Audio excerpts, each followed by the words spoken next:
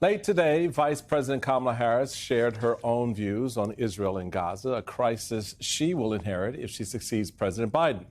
The remarks came after the vice president met with Israeli Prime Minister Benjamin Netanyahu, who also met with President Biden earlier today. In her meeting with Netanyahu, Harris underscored Israel's need to defend itself and condemned the October 7th attack. She also expressed her serious concern for the human suffering in Gaza. Let's get the deal done so we can get a ceasefire to end the war. Let's bring the hostages home, and let's provide much-needed relief to the Palestinian people. And ultimately, I remain committed to a path forward that can lead to a two-state solution.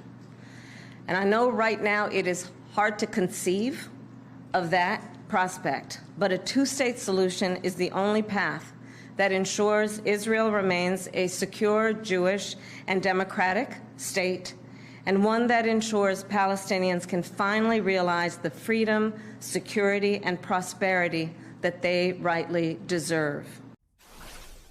Joining me now is Nayyera Haq, MSNBC columnist and a former State Department senior advisor and former White House senior director.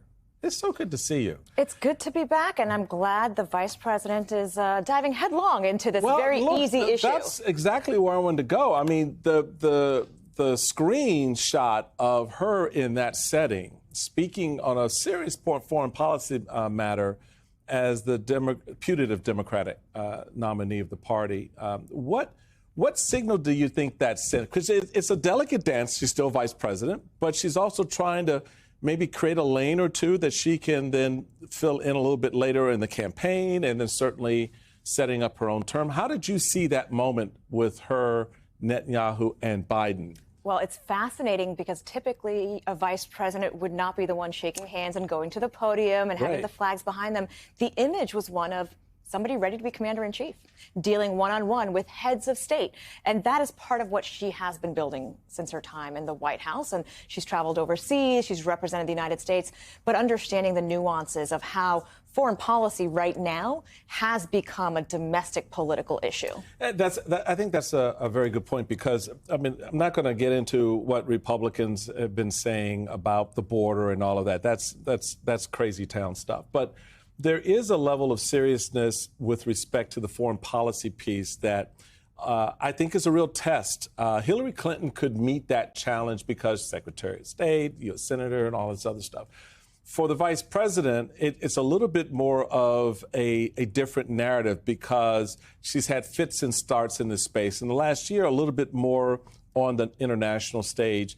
How do you think she's done in terms of setting this bar, meeting the bar that's been set for her, but also looking ahead and trying to figure out the proper position of the United States, given the emergence of a new generation of voters out there who want a different kind of foreign policy? Yeah, this generation of voters in the United States and globally is very much looking at centering human rights and even considering climate change as part of that dignity of human work and life as part of foreign policy. But at the same time, President Biden has had to rebuild this coalition of what it means to be a democracy, what it means to stand up for those rights on the world stage, and that the United States can be that beacon of hope that Reagan had talked about generations ago. She is right in the middle of all of that.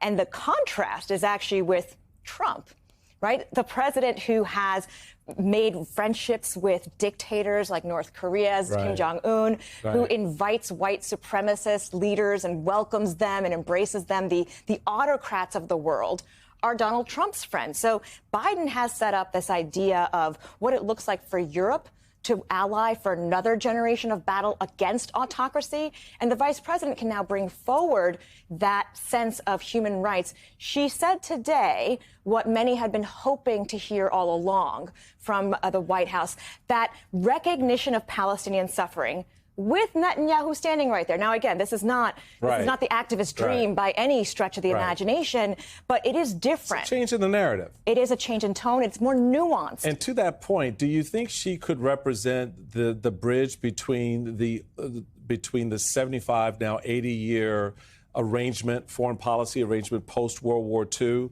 and the next iteration of what that foreign policy looks like on a global stage? So much of it is how you connect the dots on why global engagement matters. That idea that J.D. Vance has also propagated, that America first means America alone, right. That isolationism is simply not how we live our lives anymore. I mean, right, people buying products from Temu and these companies right. based in right. China and all of this, we're so globally connected, and that's part of that information space is why this rising generation is so keenly aware of what happens overseas impacting us here. That's part of how we knew that the Russian invasion of Ukraine was coming. Right? When it happened in 2015, these were slow-moving reports. So that information transparency can only work to the Democrats' advantage if they embrace the opportunity that comes with that. She really could be the president of for the next generation, as you know, that old order, us poor little baby boomers, kind of go off to the sunset. Ira Hawk, thank you so much. So good to have you here.